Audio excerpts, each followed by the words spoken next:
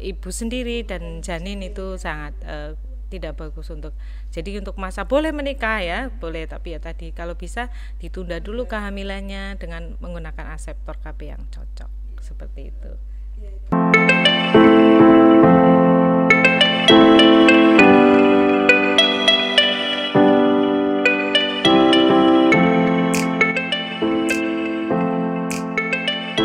Assalamualaikum warahmatullahi wabarakatuh. Kembali lagi di podcast Edukasi Podcast Kesehatan bersama saya Junet.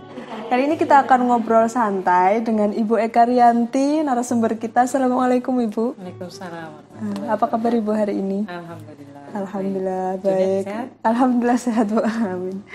Baik, kali ini hal yang akan kita bahas adalah mengenai panduan ibu hamil dan bersalin pada saat pandemi COVID-19. Wah, ini sangat menarik karena mungkin ibu-ibu di rumah yang sekarang dalam fase kehamilan atau teman-teman yang baru saja menikah yang nantinya akan menjadi seorang ibu juga. Nah, ini informasi sangat penting.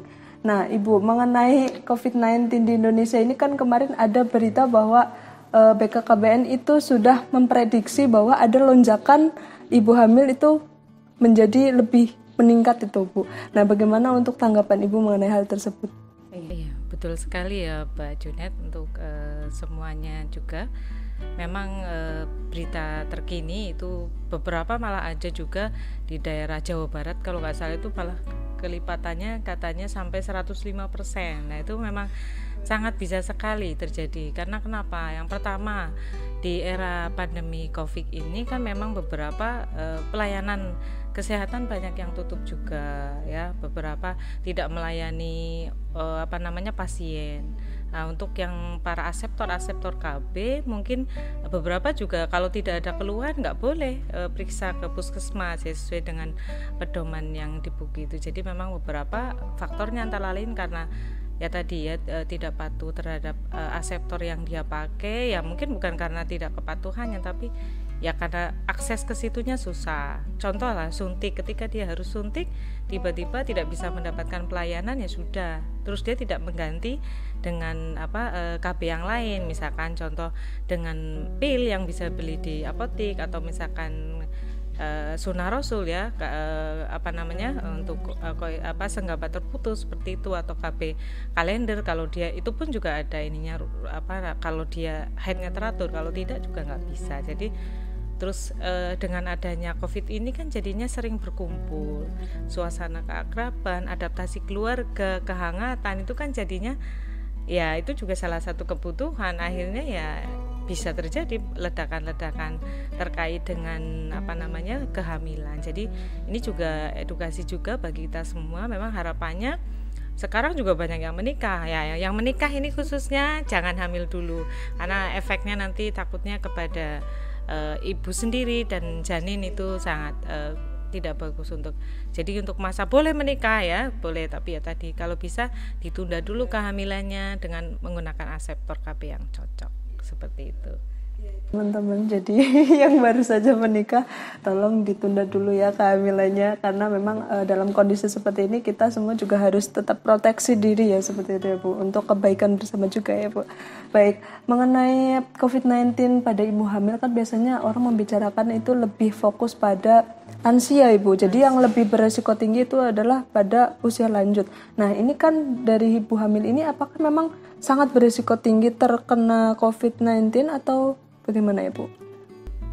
Pertanyaannya bagus sekali Mbak Junet. Itu terkait dengan resiko ya ibu hamil. Kalau yang kemarin memang seringnya untuk angka insiden yang paling besar itu memang dengan lansia ya. Tapi kalau untuk yang hamil atau bersalin ini memang angkanya sendiri kami tidak bisa karena memang pelaporannya juga semua global ya, sampai 23.000 pun itu juga global, jadi tidak ada yang lapor hamil hanya rumah sakit itu pun juga untuk data untuk rumah sakit pribadi tersebut. Jadi kalau dibilang berisiko apa tidak, ya berisiko. Karena kenapa? Karena secara patofisiologis ibu hamil itu memang fisiologisnya menurun, dengan dia metabolismenya meningkat. Kalau dia imunitas yang menurun ketika dia terkena atau terkontaminasi untuk virus COVID-19 ini ya sangat bisa sekali tertular. Tapi itu tadi sampai detik ini pun belum ada istilahnya yang angkanya berapa persen terus sampai dia istilahnya berisiko tingginya seperti apa. Yang jelas memang berisiko karena tadi imunitasnya sangat menurun pada ibu hamil seperti itu. Rentan terkena COVID-19 ya Bu ya. Baik, dari hal tersebut memang bisa mengancam atau tidak ya Bu untuk kandungan janin di dalam kandungan ibu tersebut bisa. Lagi-lagi saya juga tidak, kalau secara ilmiah belum bisa menjelaskan terkait dengan evidence base yang sudah ada, karena memang ini pun juga sedang dalam penelitian. Di Wuhan sendiri pun juga yang awal mulanya COVID ini juga belum ada yang sampai ke sana, tapi memang data menunjukkan ini itu seperti kayak SARS dan MERS, mungkin pernah mendengar ya, itu memang ini jenisnya seperti itu. Kalau mengancam ke ibunya jelas beberapa kasus gagal nafas dengan COVID-19 ini karena memang ya produksi lendir yang banyak hingga mengakibatkan gagal nafasnya. Begitu juga kalau beberapa ke janin, kalau boleh dibilang ada juga yang sampai mungkin karena ibunya sendiri juga untuk oksigenasinya juga kurang sehingga ini juga ke bayinya hipoksia. Jadi memang makanya kalau ditarget protap untuk ibu hamil antara lain saturasi oksigen juga memang harus bagus. Kalau bisa dibayang kalau saturasi oksigen terus turun menurun ya akhirnya dampaknya ke ibu jelas gagal nafas yang utama, terus ke bayi juga biasanya akan ikutan hipoksia dan meninggal. Beberapa juga ya tadi makanya yang paling parah itu kalau trimester pertama kena, karena itu angka keparahannya itu sangat tinggi sekali di trimester pertama. Oh iya, berarti memang yang lebih berisiko itu adalah di trimester pertama. Untuk trimester selanjutnya itu kayaknya untuk resiko itunya lebih rendah ya Bu ya? Ya makanya jangan hamil dulu ya. Jadi karena memang di trimester pertama ini kalau sampai terkena resikonya ke ibu dan janin sangat berdampak sekali. Resiko dari COVID-19 ini bisa dirasakan juga ya Bu untuk ibu hamil yang hamil pada saat pandemi seperti ini. Nah kira-kira untuk virus corona ini ya Bu, ketika ibu tersebut mengidap virus corona atau positif virus corona itu bisa menularkan atau tidak Bu pada mungkin janin yang masih dalam perut gitu Bu, atau yang malah bisa menularkan kalau misalnya menularkan secara misalnya bayi sudah melahirkan itu masih bisa ya Bu, masih bisa ya Bu. Tapi kalau misalnya tertular melewati seperti plasenta seperti itu bisa atau tidak? Untuk penularan dari ibu yang COVID-19 ke janinnya itu belum ada sampai sekarang pun. Untuk penelitiannya juga belum ada hasilnya, belum bisa dipastikan bahwa ibu yang terkena COVID-19 itu bisa menularkan ke bayinya ya.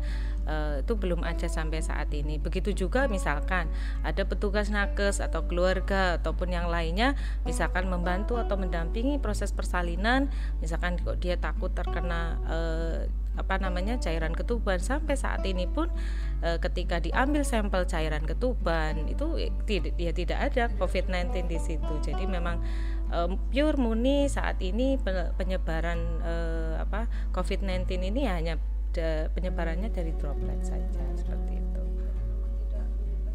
Melalui plasenta atau air ketuban ibu hamil. Bukan sama sekali hasil penelitian. Baik Ibu, kan karena di masa pandemi ini kan kita tidak tahu sampai kapan ya Bu ya. Jadi kita juga harus tahulah tentang protokol atau panduan ibu hamil dan bersalin pada saat pandemi seperti ini. Boleh Ibu sampaikan pada teman-teman supaya mereka juga tahu. Oke, ya.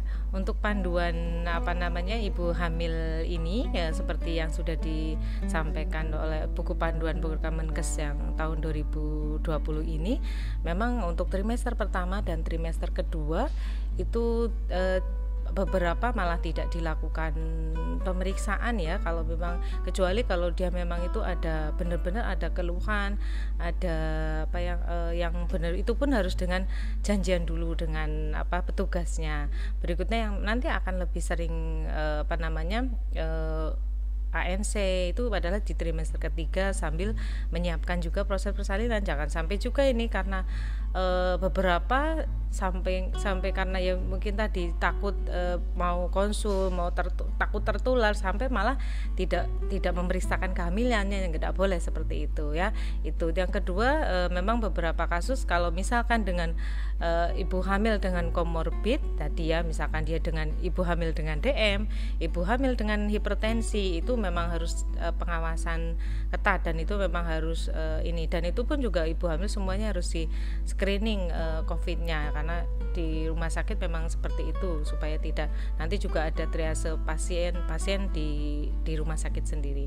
Yang berikutnya untuk ibu bersalin, sampai di pedomannya sampai saat ini WHO atau CDC pun juga tidak mengeluarkan, memang ada beberapa nanti yang mungkin agak kontra ya, misalkan kayak yang di POGI bilang bahwa harus SC, tapi itu pun sebenarnya tidak harus semua ibu bersalin COVID itu dengan SC. Yang paling penting justru malah kenyamanan nanti ketika bersalin, ketika memang tidak ada ancaman. SC itu kalau benar-benar atas indikasi. Jadi kalau kalau tidak ada indikasi, kalau di pedoman tersebut juga tidak harus SC.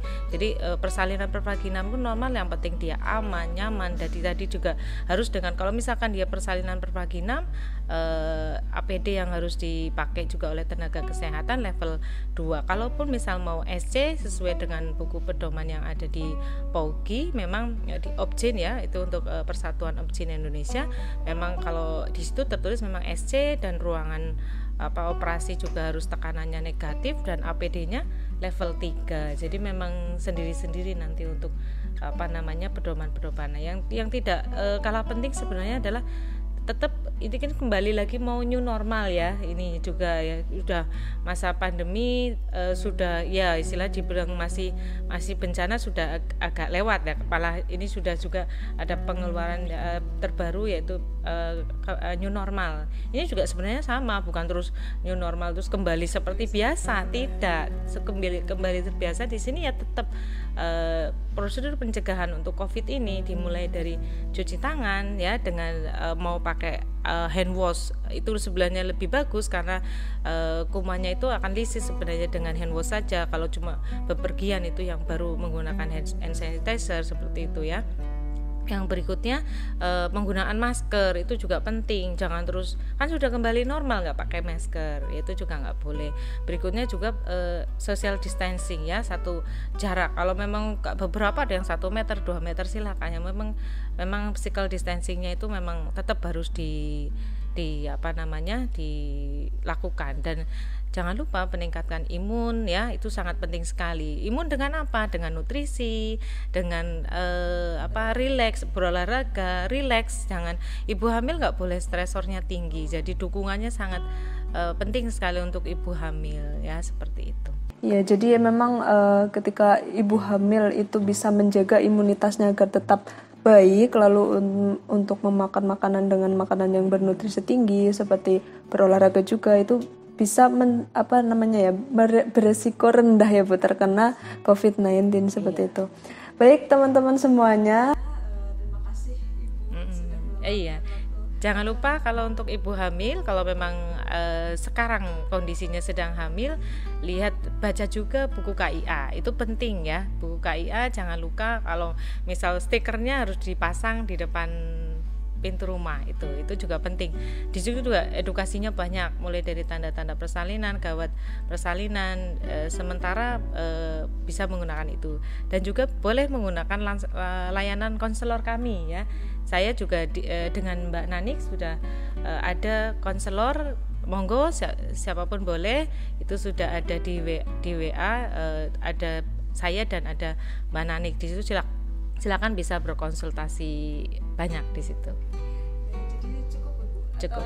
Cukup itu saja. Terima kasih Ibu waktunya. Alhamdulillah untuk kali ini podcast kali ini sudah selesai. Kita bisa sambung lagi di podcast selanjutnya. Terima kasih untuk waktu yang diberikan. Saya Junet pamit undur diri. Assalamualaikum warahmatullahi wabarakatuh. Waalaikumsalam warahmatullahi wabarakatuh.